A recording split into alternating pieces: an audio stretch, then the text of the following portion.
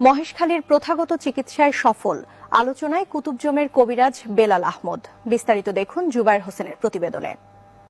আধুনিক চিকিৎসা বিজ্ঞানের এই যুগেও দেশের অনেক প্রান্তে মানুষ এখনও ভরসা রাখেন প্রথাগত, আধ্যাত্মিক বা বিকল্প চিকিৎসার ওপর।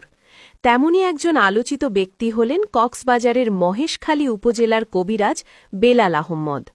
স্থানীয়দের কাছে বিকল্প চিকিৎসার জন্য তিনি একটি পরিচিত নাম।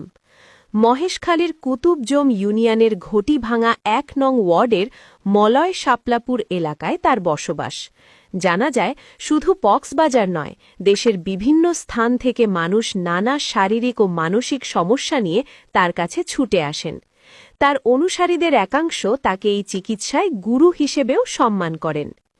কবিরাজ বেলাল আহমদের দাবি, তিনি বাত ব্যথা, প্যারালাইসিসের মতো জটিল শারীরিক সমস্যার পাশাপাশি পারিবারিক নানা সংকট, স্বামী স্ত্রীর অমিল, বিয়ে বা বিদেশ গমনের বাধার মতো বিষয়ের তদবির করে থাকেন। এছাড়া জাদুটোনা, কুফুরির প্রভাব বা আঁচড়ের মতো আধ্যাত্মিক সমস্যা সমাধানেও তিনি কাজ করেন বলে দাবি করেন।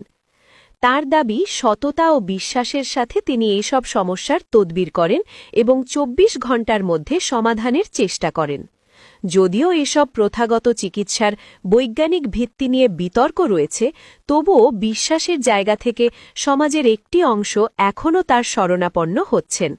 তার সম্পর্কে আরও বিস্তারিত জানতে বা যোগাযোগের জন্য স্ক্রিনে দেওয়া নম্বরে কল করে থাকেন সেবা প্রত্যাশীরা।